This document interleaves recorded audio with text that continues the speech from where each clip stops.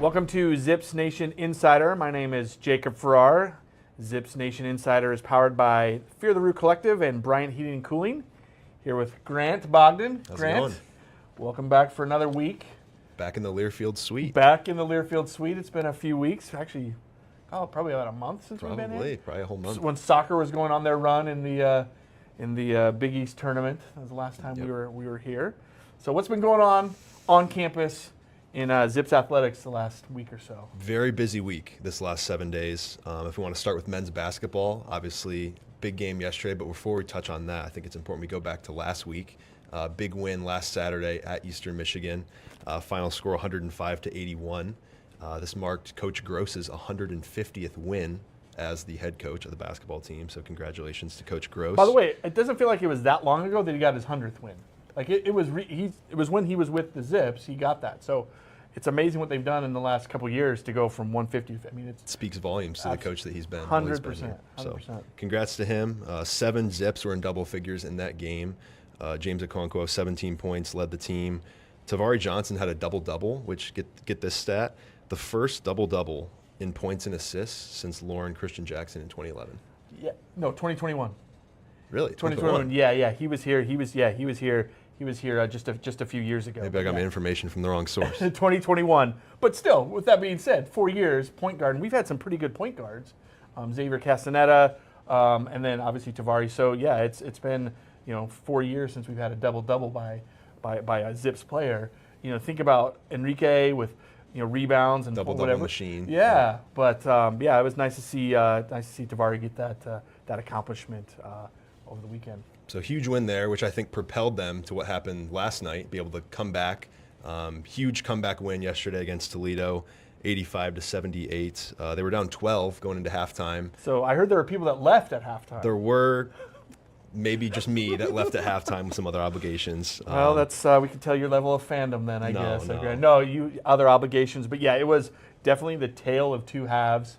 The calls weren't going their way. Missing easy buckets. I mean, they're down by 12 at halftime. Offense wasn't really clicking at all, but tale of two halves. Second half came out hot.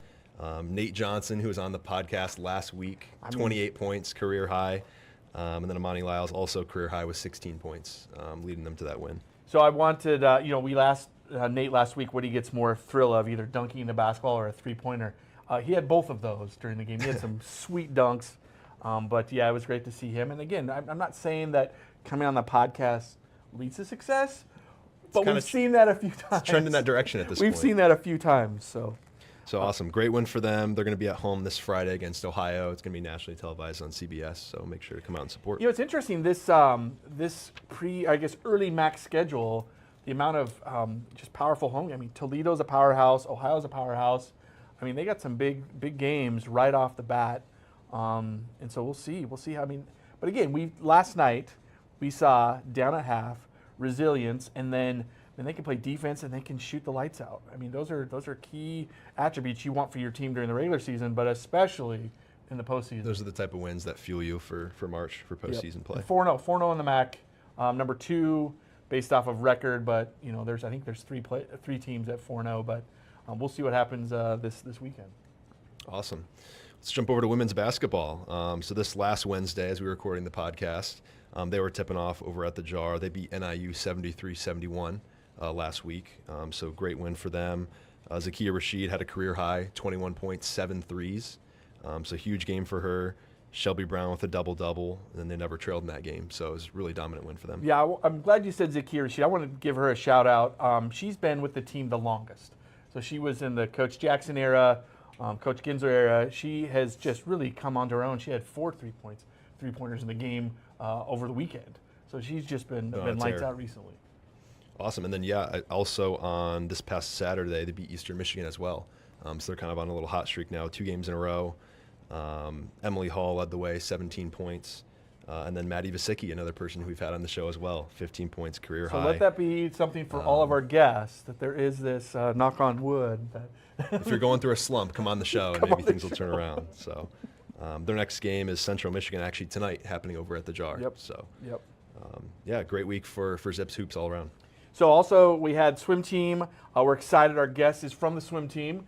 So we'll talk a little bit more about that. But one thing that was interesting, and I can't wait to ask her about the mystery meet, what that means to swim in that. So that was something that happened, but they beat Duquesne over the weekend. And then one thing, just put on our radars, our calendars, spring sports right around the corner.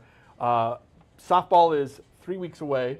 Crazy. And baseball is just under a month away. They kick off, or not kick off, but opening day, so to speak, for baseball is February 14th. So. And we're out here in almost single digits. So. Yeah, spring sports right around the corner. So anything else? Anything else to look forward to?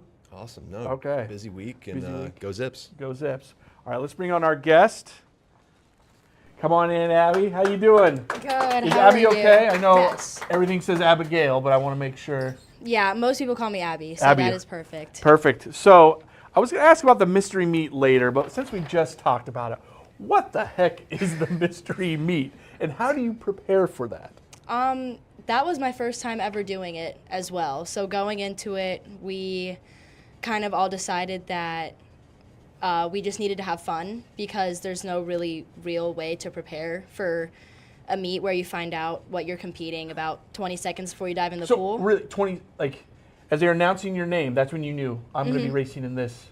We watched them pull the event out of a hat, read it off. They announced our names and our lane assignments, and then it was take your mark, go. So what we really had to do was make sure we were really warmed up. Sure. Because warming up for an event where you're swimming about 11 minutes is very different from about 20 seconds. So that was going to be my question. So if you're a distance swimmer, you could get a sprint and vice versa. Yep. Did that happen? That did happen. Oh, my goodness. Personally, I swim more sprint Yeah. events and maybe like some more relay style events, and I swam 200s and 400s. So while those are things that I have swum before and do train for, it's not usually my go-to. So. Yeah, I can't imagine. We'll talk a little bit more about swim meets because I don't think, I mean, I've been to swim meets, zip swim meets in the past, but I don't know of a lot of our viewers. So I want to definitely get into what that means, especially as we talk about the schedule coming up for you guys. But we have Abby Daniel here as our guest in the suite, courtesy of Tire Source, the official sponsor of the Turnover Tire. So my first question for you is, how did you find out about Akron? Or how did Akron find out about you? What brought you to campus? So I visited campus about 4.5 years ago. Okay. Going through the recruiting process is a very individualized process. So you're in contact with a lot of different either recruiting coordinators or assistant coaches, kind of dwindling down who you want to visit on officials because you only get 5. So 5 official visits. 5 official visits. You can unofficial as many times as you want, but I think the full experience comes from the official visit. Okay. You just get a lot more team involvement. You get to kind of see what the behind the scenes is like. The girls get to show you what it's like, which is something that I've done a ton now that I've been on a team. But at the time, it was the assistant coach who was very personable and someone who I really felt like cared about me as a person, and that's kind of what has made a big difference for me in terms of what I remember in choosing a school. So I came to campus, and I actually committed here on the visit. On the visit? It was the biggest, So was this your most second, awesome third, visit. first visit? Like, was it? It was my second visit, visit. And I had 3 more planned. So I had committed, kind of called off the rest of them, and what I didn't know is that you can still take an official even after you've committed, but I didn't even go through that. So what year would have that process. been? 2021? What year did you do that visit? 2019. 2019. So, Yeah. okay, so again, Long time ago. Well, a long time ago, but also, I mean, the history of the last 10 years or 11 years, 10 wins out of 11 MAC championships. So, like, the team kind of spoke for itself as far as the caliber of the swimmers. So, so committed, second visit, committed to the swim team. But how did you know about Akron? Like, how did that come up? You know, you grew up in Bristow, Virginia, so is that D.C. area? Yep. D.C. area. How did you learn about swimming here in Northeast Ohio? It was kind of a mix of kind of figuring out what conference style I wanted to go to, whether that was Power 5 or mid-major.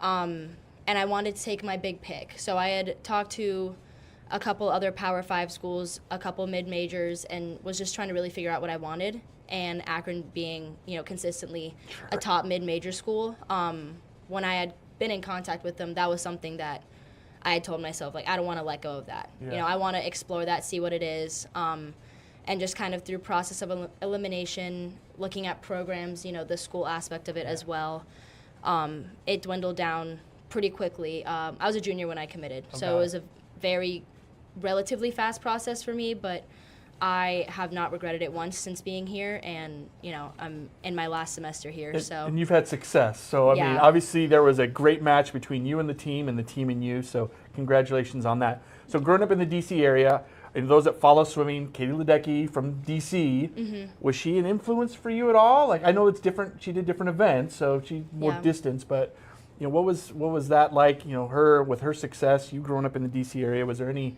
you know, kind of looking up to her? 100%. Okay. The area that she is from, Michael Phelps is also from the, I would say right outside the D.C. area, Maryland. But swimming is a very heavily present sport there. You will see people on the Olympic team from D.C. go to Power Fives, you know, break records, all of this kind of stuff. So kind of following in what I'd always seen as great people, and just knowing that that was possible. It didn't matter like who you were, where you were from. It did push me a lot when I was growing up, especially like seeing her at a swim meet when I was 12. You know, goodness. or just kind of being in that routine of seeing people who I knew who would then go off to make the Olympic team, and it was inspiring, I think, just above all else. But it also showed me that, you know, really anything's possible. It doesn't matter kind of the, like, where you come from. Obviously being in the same area as them helped a lot, but it kind of just showed me that there were people who did make it. And so that is one of the things that really inspired me to want to swim beyond high school and to make it to college if I could, and, you know, kind of see what that success would be like at that level. Sure, and I mean, that's a good role model. If you're going to have, you know, someone as an inspiration in your sport, I mean, you really can't get any better than Katie Ledecky. Yeah, 100%. So what age did you start swimming? I know most people start when they're young, so when did you start swimming? I started swimming for the first time, just jumping in the pool, kind of learning what to do at age 8. 8, okay. So it's been quite a long time. It took me a little bit to get into the groove. Okay, and that's when you say groove, competitive swimming. Okay. So I started on a like neighborhood community swim team in the summer. You know, where parents need some time off. They throw their kids in the pool, tell them to swim for an hour or two in the morning. And then I fortunately had a really good coach on that team who was also involved in a club program. Okay. It was the same program that my mom actually grew up swimming in. So, you know, I go home, talk about it, find out my mom swam there, things, you know, domino effect. I ended up swimming there that fall and kind of never looked back from there. So your parents then, again, your mom with a history of swimming kind of pushed you in that? Do you feel like they were, you know, you had no choice but to swim? Were they pretty open to maybe if you wanted to choose another sport, or were they, how did that go? I did try other sports when I was swimming. I even at one point took almost a year off because of, you know, growing up, trying other things, not really having a love for it, and they never pushed me to do anything that I didn't want to do. Especially when it got to a pretty intense level. Sure. There was always that, you know, it's not mandatory. Like, you can do something else, or, you know, you don't have to do this necessarily. So they've always been some of my, like, biggest supporters, I would say, especially now from afar. Sure. Are they able to come to swim meets and see you swim? They do when they have the time. I have a lot of siblings at home. I'm the oldest of 7. Oh, so my goodness. Their time is divided pretty heavily between all of us. Sure. No, any other swimmers? Do you have any other swimmers in the family? Yeah, my younger sister is swimming collegiately at George Mason University as well. So a little bit closer to home for them. Okay. And then I have a brother who also swims, but I think as of right now, I have a sister below me who also plays collegiate D1 soccer. Okay. So it's... Wow, a history of athletes in the family. Yeah, and oddly enough, it's not pressured at all. We've never felt the pressure of, oh, you have to do this. It's kind of all just really worked out that way. So it's been really fun to see them kind of grow up and get involved in college sports and stuff as well, because, you know, being the first one to do it, I felt like I had no idea what I'm doing. Yeah, of course. But now that I know that I did do the right thing and they can kind of have that outlet as well, it's worked out really well. It's a great story. You know, again, having the parents that support you, but also like letting you do what you want to do, and the success you've had. Definitely their method has paid off. Yeah. So I guess as a parent of a kid that plays sports, or several kids that play sports, you don't have to be that intense player or parent. And you can still see the success in your kids.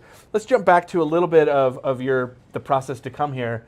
What role did Coach Parisi kind of play and the other coaching staff in kind of motivating you? I mean, he's had some great success, so that probably just, his resume probably spoke for itself. But talk a little bit about Coach and the coaching staff for a little bit. Coach is definitely one of the biggest reasons I think why I came here, and kind of the environment that he looks to foster in a team.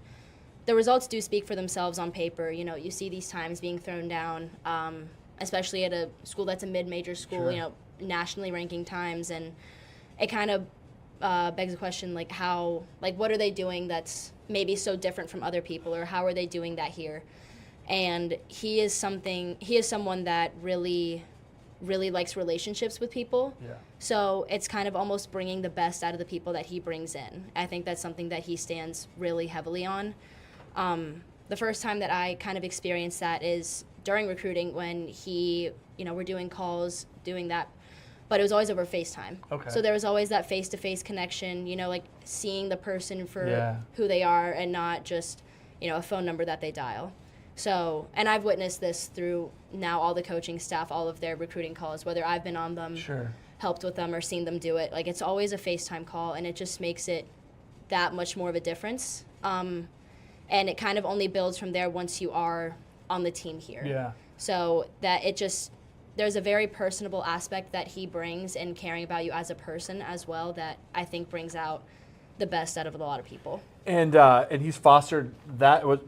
Just the culture of winning, plus adding that to it. I mean, I can see why that would be something that a swimmer would want to be a part of. So, I've had a chance to meet him, and seems like a pretty cool person. But also, to your point, knows how to get the best out of the people that he works with. So Yeah, for sure. fantastic. All right, so let's talk about last season. Was there anything that you did not accomplish? Because I feel like it's a paragraph. But the reason I ask it that way is you had to have something to do in the off season. So what, in all the success you had, was there something in the off season you're like, I need to work on because I didn't accomplish that? Because you had such a great, last season. Was there something that you weren't able to do? I think the key, especially to showing out during a season that for our sport is very long, is being consistent. Got And it. consistency is, especially with a sport that's so focused on technique but also cardio, and kind of just a full body sport. When we're here on the team, you stay in the summer and you train in the summer. So we're a pretty large team that's here in the summer, and I will say, because I've been here 3 summers now, one of the largest teams that stays on campus to train, but our practice schedule doesn't necessarily let up in the off season. Got it. So while our season may end in March, the end of March, we have spring break, and then that Monday after spring break, it's the same schedule as we had before, Got it. and that goes till the end of July. So I think that has played a very big role, because that was something that I had never really experienced before, is that kind of consistency, the familiar environment, the equipment that we use all of the time.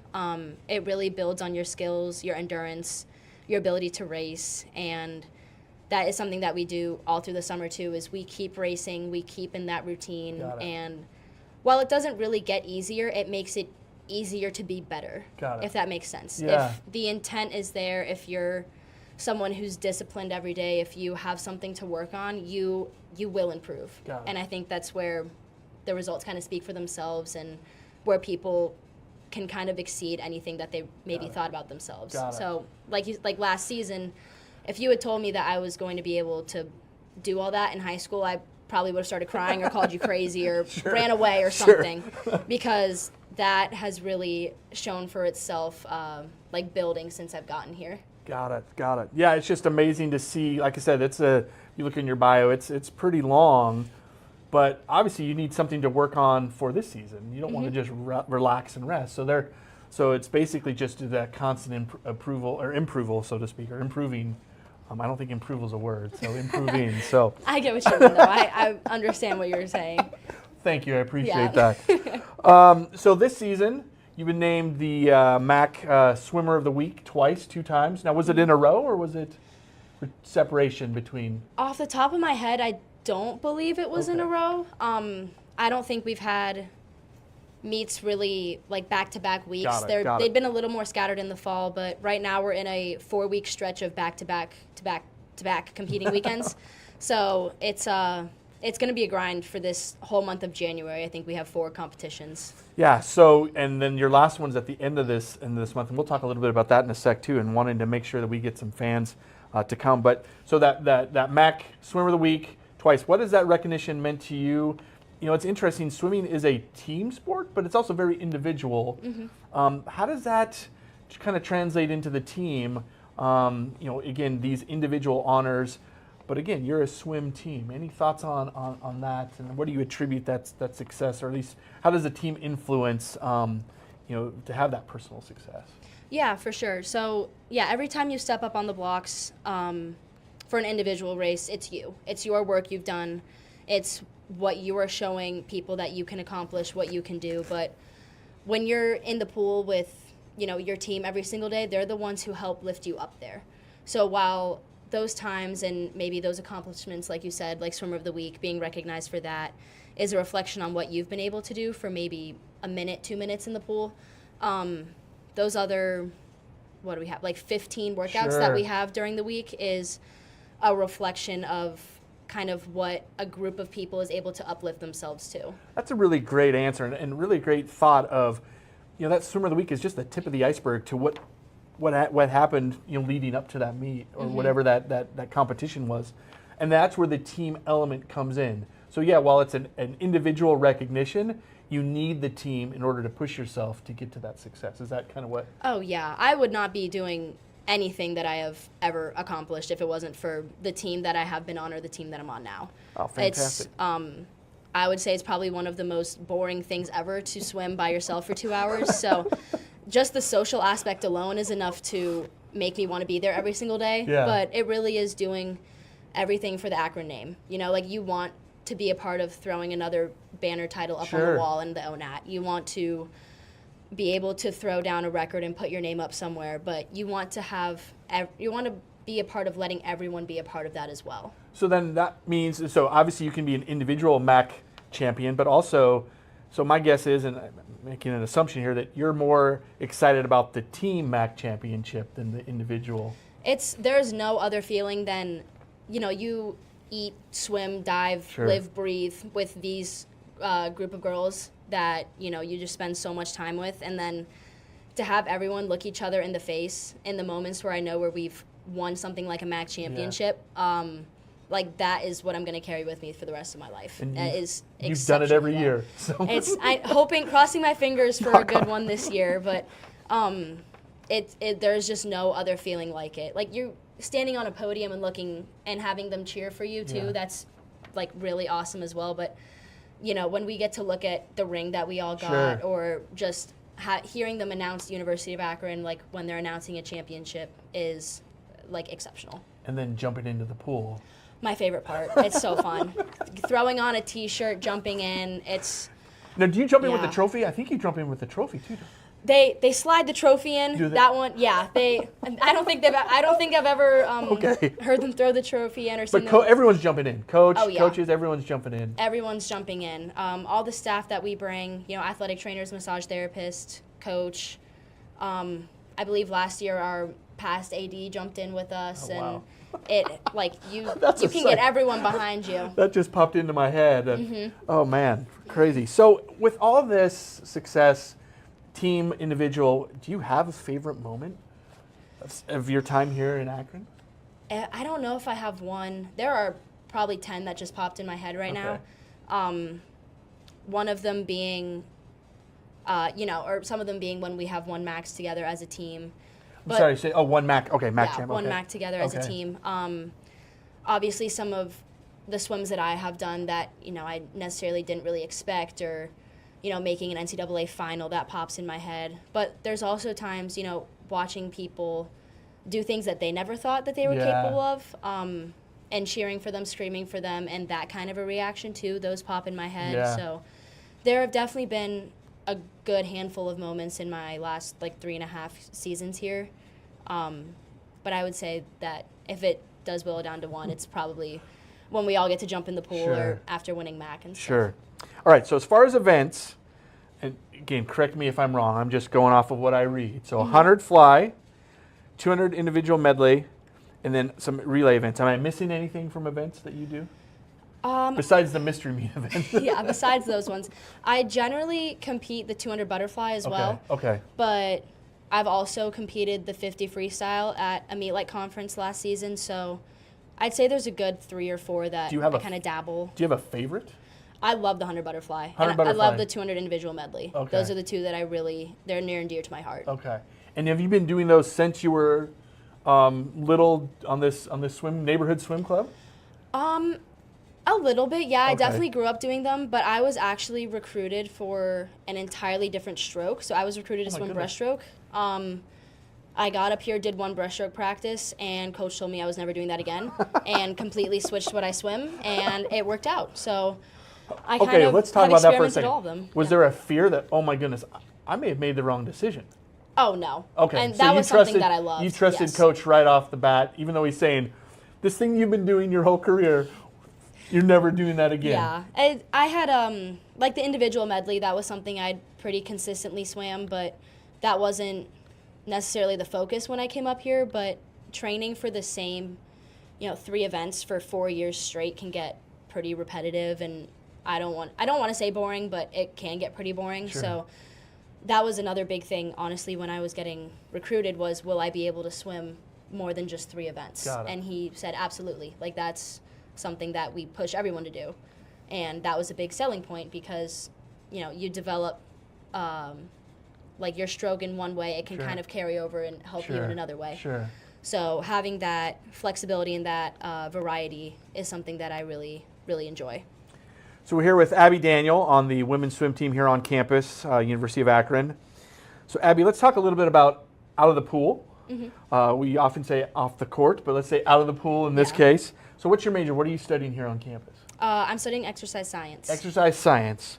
So what do you want to do with that major? What is the big picture for you as far as exercise science go? I will be attending physical therapy school. Okay. After this year, I'll be graduating in the spring, so then I'll be getting my doctorate. I don't want to say pretty shortly after, but I'll be starting the program pretty shortly after, and then once that's finished up, the goal is to be a practicing physical therapist. So will you have any more eligibility, or are you going to do that? Are you done once you're done here? You're going to do that. Once I'm done here, I have no more years. The class of graduating high school class of 2021, I believe, is the first class to not have that 5th year of eligibility. So we don't get that. Oh, interesting. Yeah, we don't get that extra 5th year. It ended with the class of 2020. Okay. So the last of the 5th years are kind of being like graduating. And I is guess that after just this in year. swimming? Is that? No, that's I believe across all sports. There's red shirt years too, okay.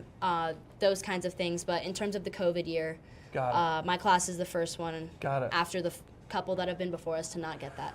Okay, so once you're done swimming and graduate, then you're moving on to somewhere else. I don't think Akron has a PhD program in PT, do they? No, they do not. Got them. We won't talk about where you're going. We'll save that for another podcast. So how has being a student athlete kind of helped you? Was that something you wanted to do before, or is that something that's become, this goal of being a physical therapist because you've been a student athlete? What's the kind of the order of operations, so to speak, with that? I definitely was, I think, more involved in athletics before I figured out what I wanted to do with my career, but the two tie very heavily hand in hand together. Okay. So as my love for the sport grew, I realized that, kind of how things worked like in sports, like how the human body and stuff like that was something that was very interesting to me.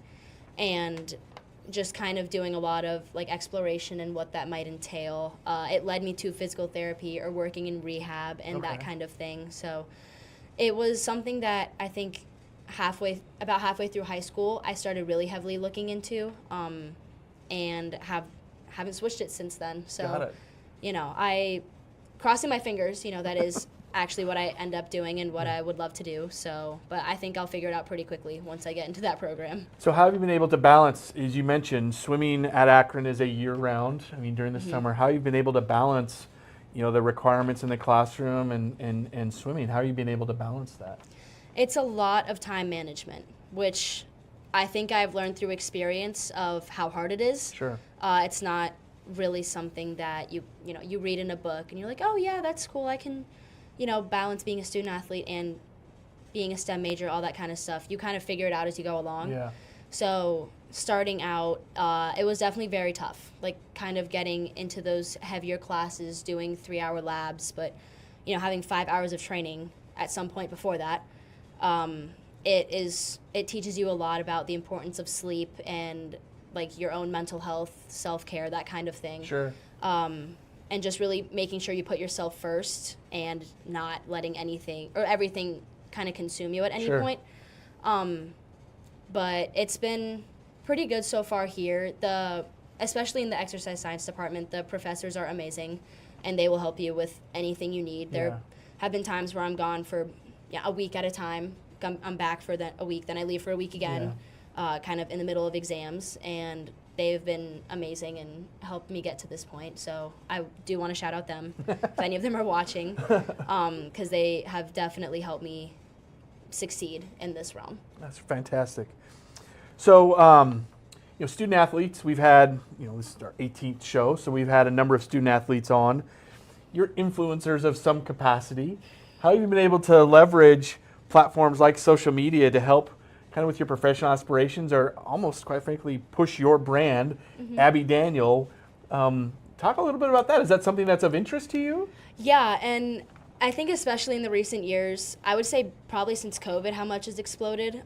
Social media, that's something that we are actively working on, especially as a team. Something that Coach has even put a very heavy emphasis on is a lot of content creating, reels, videos, that kind of thing, getting an audience engaged, especially with the mystery meet. That has been such a big hit in the swimming community. So wait, it's done outside of, this wasn't an Akron thing? This is done in other swim we teams? have done it before, but we haven't done it, I believe, since like 2018 or 2019. Oh, wow.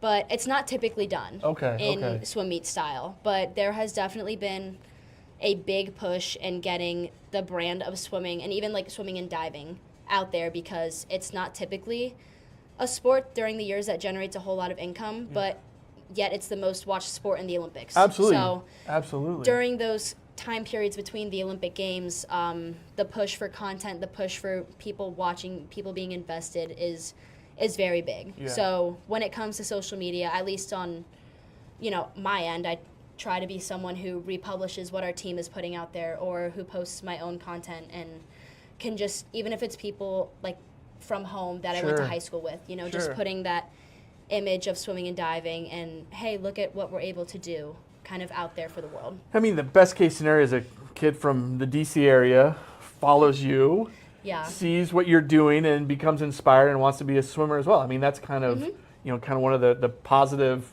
byproducts of that. Let's talk a little bit about, we talked about swim meets, the mystery meet. Again, as I probably said at the top, not a lot of our probably have come to or attended a swim meet. It feels like organized chaos to me when I've been. Is that, I mean, for a swimmer, I mean, how do you keep track of, I mean, you're in the warm-up pool, and then do you know, like, what time, walk through kind of the logistics of a swim meet.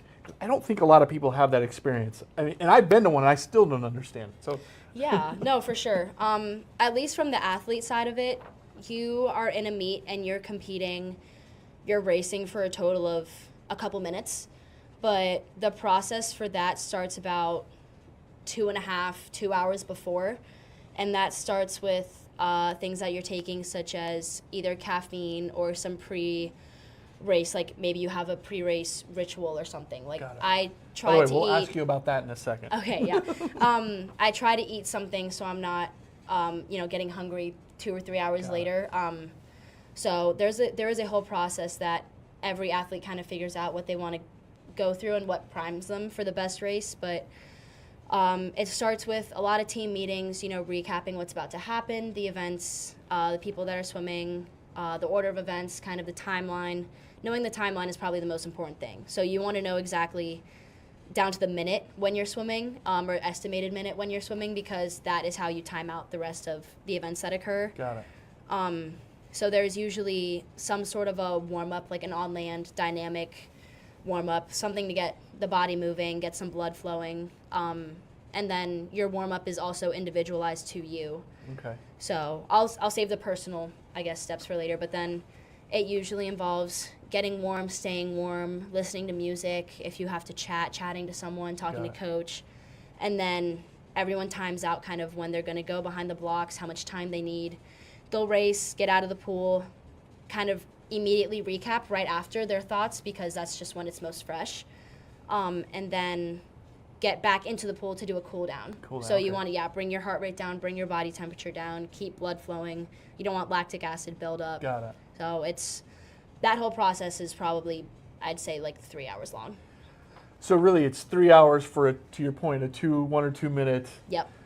Like I said, I've been, and so you know about what time that your events are going to take place. So you're kind of watching the clock. Is there someone from the coaching staff saying, "Hey, by the way, you're up next"? Kind of that. Usually there are the coaches going around saying like, "Hey," or if you're more behind, they'll be like, "Hey, you're swimming soon. Kind of get a move on." But that's what we tend to recap when we first get to the pool and meet as a team, is go over the timeline, make sure everyone knows what they're doing. But for the people who have done this for the last, maybe 10 plus years of their life, they know how to watch the clock, they know how to watch the heats, they know how long events take. So if an event is running behind, everyone will know. Yeah. If something is speeding up a little bit, everyone will catch on pretty quick. And that's something, even just talking about it now, something I realize I've kind of taken for granted, because I remember being a little kid starting out, you have to have someone micromanaging you at all times. Sure. But, at the collegiate level, it's a little bit, you kind of know a little bit more of what you're doing. Yeah, but, absolutely. Yeah, it definitely is a very hefty process, getting ready for that kind of thing. So one question I've always asked, and I've heard this you talked about watching the swimming on the Olympics, is people say it's a fast pool. Like, what does that mean as someone watching that? What's a fast pool? You guys are swimming, you're going to Notre Dame, South Bend, Indiana in a couple weeks. Is that a fast pool? Is that, like, what does that mean when someone says it's a fast pool? When it's a fast pool, it gets everyone energized. Okay. And that means I try not to stay in this mindset because it can really kind of mess you up, but from the second you dive in for a warm-up or the first time you dive in a pool how the water's going to feel, whether it feels like you're jumping into an infinity pool or you're jumping into an ocean with a rip current. Got it. That is kind of the best maybe that I can describe that is sometimes the water feels like it's got a current to it, which is actually pretty common in a lot of pools. When people are swimming in circles for a long period of time, you will feel a current. Okay. Or if the water just kind of rolls right off your back, if that makes sense. So when a pool feels fast, it's definitely more of a placebo effect, but it can really get people going. It boosts confidence a lot. Got it. But yeah, I guess it would kind of just be like you feel like you're going either with a lazy river or almost against it. And that's kind of how I can describe a pool feeling fast. So that's a legitimate thing, a fast pool. Yeah. It's not just something they say on TV. And so again, thinking about places where you've been in swim meets, is this a fast pool here?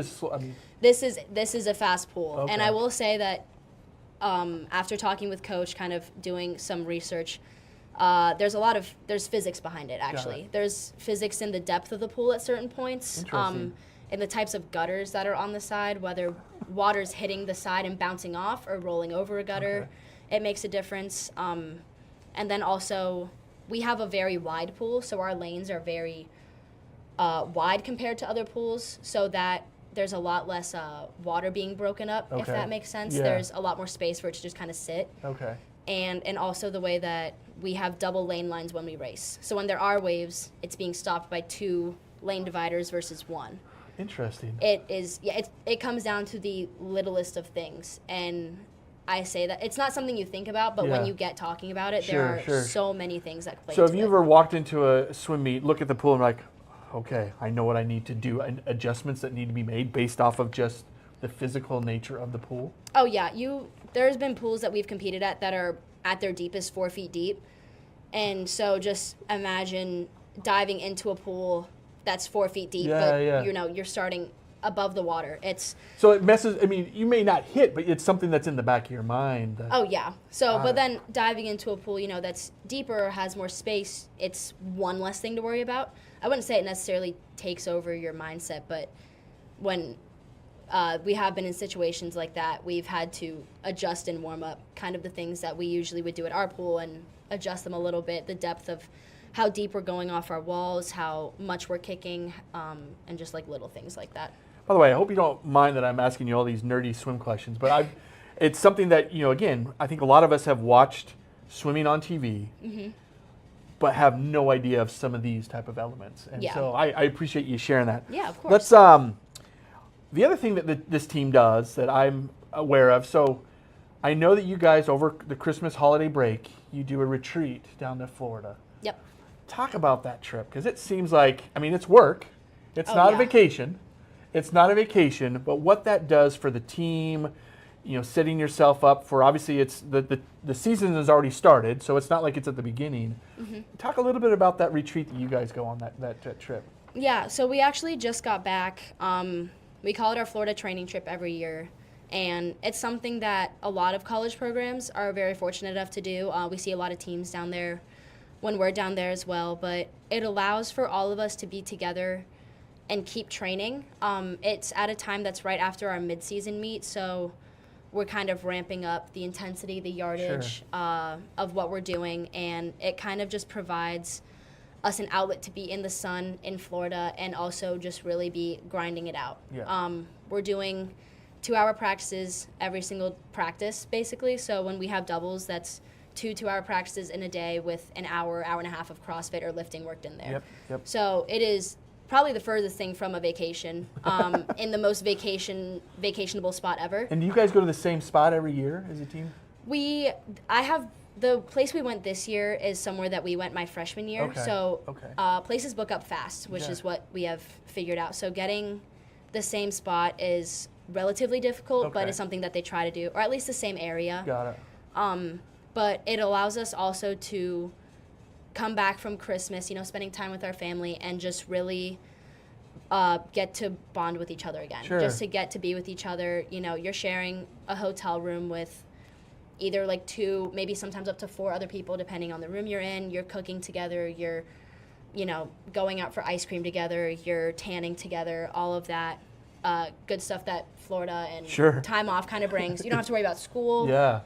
But what we also like to do that I find really valuable is usually talk about either a reading that we do together or like kind of dive into some of that mental aspect of the sport. Because while all of this does, being in the sun, training together, it's insanely hard.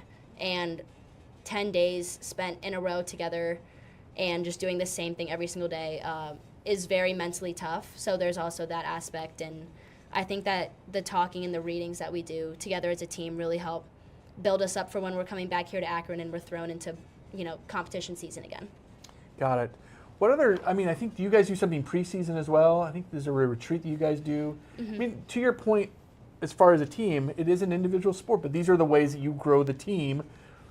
And as you mentioned before, it's that team element that propels that individual success. So you need kind of those retreats or whatever those things are to essentially build up the camaraderie of the other swimmers on the team. And I think that's where the relationship aspect that coach loves to foster comes into play as well, because we do a weekend camping trip in the beginning of the season that kind of kickstarts everything off. It's only, I believe, 2 nights, maybe 2.5 days, but you're cooking together as a team, you're sleeping in tents, outside. You're doing all these team bonding activities. You're getting to meet people you haven't met before, like incoming classes, or see people for the first time in about a month that you spend the rest of the 11 months of the year with. So it provides a lot of opportunity to explore yourself and get to know other people and kind of just really break down what it means to you as a person and, remove yourself from a pool and setting and just kind of focus on that more personable aspect as well. So whatever you guys are doing, it's working, right? 10 out of the last 11 years, MAC champ. The one year you didn't, you lost by 7 points. Yes, I do believe so. I looked it up to make sure. So, it's practically a champion. The success you've had. So whatever that formula that's being basically applied to what you're doing, there's some success there. What are some fun traditions that the team has? Again, I've been to the meet. You guys do some stuff. There's some craziness on the side of the pool. What are some of fun traditions that the swim team has? That you can share, by the way. Yeah, of course. Something that we do at meets, I think, especially to keep energy up, to keep people smiling, laughing, is someone's always dancing, which it actually works a lot too, because, you know, just keeping your blood moving, your body is warm. But that's something that stuck out to me very heavily being here, is that it's not all just business. Yeah. Is that, you know, a happy swimmer, a happy diver, you know, competes the best. Sure. Or they're a fast swimmer. They're a very on-point diver. And that's something that really fuels a lot of what we do. So just keeping that energy going, whether it's, we always have music going, so there's always someone up moving, or people are singing along, and it's just very light. Because, I mean, being on teams previously, growing up, or seeing other teams on the pool deck, people can look miserable. Yeah. And that is not something that I would ever want to, you know, feel at a competition at least. Sure. So that's something that I believe is a very strong, like, focal point in our team. But we, especially through winter break, do a lot of fun competitions throughout the team. We do a chili cook-off between the classes, so everyone has to make a chili. We do a Christmas cookie recipe, for example, and just like little things like that that are more team bonding, but they're outside of the pool, and they're incorporating, you know, swimmers and divers. So there's that aspect of getting everyone involved and letting everyone have fun. Sure. It keeps everyone loose. Again, that formula, there's something to that. It's yes, there's fun in games, but man, you guys have had the success, so whatever you're doing, keep doing it, right? Yeah, of course, absolutely. All right, so this is, we're near the end, concluding here in a little bit, but let's talk about a question that we have for all of our guests. We call it hometown pizza. So if we're going to Bristow, Virginia, where are we going to pizza if we're going to go to your hometown? The first place that comes to mind is a place called Mod Pizza. Mod Pizza. Mod Pizza is... I've heard of Mod Pizza. I believe I've seen it either up here or in a couple other places, but that is a place that I don't frequent enough, that I would love to go to more at home, but I love their pizza. They're in a little bit of like a strip of stores right next to my house, and while I don't get to go home that often, it is somewhere that I do try and go. So Mod Pizza, what's your order? What's your order for Mod Pizza? I am a huge barbecue chicken pizza fan. So that's Same where here. I gotta go. That's my number one. Yeah. Barbecue chicken pizza. Mm-hmm. Okay. Absolutely. All right. Let's jump to our rapid fire. This is our rapid fire question. Okay. So this is, let me grab my phone here. Rapid fire. So these are questions that you think of right off the top of your head. And the first one, I'm going to ask you. Okay. Guilty pleasure TV. I love Breaking Bad. Breaking Bad. Love that show. Now, have you seen the season more than once, or do you just? Yes. Okay. Breaking Bad. Okay. Love it. Guilty pleasure junk food. Ooh, ice cream. Ice cream. Do you have a favorite flavor? I love peanut butter or Reese's flavored, so that's definitely my go-to. There's a connect. That's that's the first time. I love that too. All right. Who's the best dancer on the team? Ooh, Ada. Ada Schwabinska. She's the best dancer on the team? 100%. Okay. If she's watching this, yeah. Let's talk about, if you weren't a swimmer, what other sport would you be doing? Oh, I've tried sports. I don't know if I can. I would love to be good at tennis. Tennis. Yes. That is something I've played a couple times, or like, I guess tried to play. But I think it's grueling, the kinds of games that they do, and that's something I would love to be good at. All right, so that was our rapid fire segment powered by 330 To Go, Northeast Ohio's hottest and fastest growing news and entertainment media network. I have two final questions for you. Number one, you talked a little bit about your pre-match or pre-meet superstitions. Is there something you have to do that if you don't do it, something's going to go wrong? Let's see. I love to drink a little bit of coffee before, just to get, kind of stimulated, I guess, just ready to race. And I always eat a bag of fruit snacks after I finish warming up. Bag of fruit snacks? Yes. They always have food in our team room for us, or snacks, and I always eat a bag of fruit snacks. Okay. I was behind the blocks at Olympic trials in the Colts Stadium this summer, and I had a bag of fruit snacks in my pocket. Well, we didn't even talk about that. The Olympic trials at the Colts Stadium. Oh, we're going to have you back then. Oh, what an amazing thing. Yeah, that's transforming a football stadium into a swimming pool. All right, last question, promise. So January 31st is the last home meet. Yeah. We want people there. Why should we be excited? Why should people come to that meet at the natatorium on the 31st? It is our last home meet of the season, but it is also 11 out of the 30 people on the teams, so about a third of the teams farewell Oh my goodness. to competing at that natatorium for their respective sport, whether that's swimming or diving, and me included, being one of those people. But it is going to be a meet that's very loud, very exciting. It's an in-conference rival. We're swimming Ball State. And I would say, especially if you know someone who's on the team, or know especially a senior, or you just want to get out to the natatorium, it'll be the last time until about October. So I would say, please come and support. Please cheer. They're going to be recognizing a lot of people, and I will be profusely sobbing. So if that's any incentive, yeah. You want to see a successful student athlete bawling her eyes out. 100%. Probably for about the week leading up to that as well. Okay. But yeah, it will be a very emotionally heartfelt. I think you'll see a lot of kind of the things that I'm talking about, Yeah. relationships with people, like those heartfelt moments. A lot will be outpoured at that meet from a lot of people. So January 31st here on campus at the natatorium.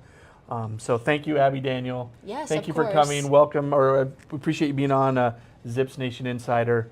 Thank you, everyone. Yeah, thank you.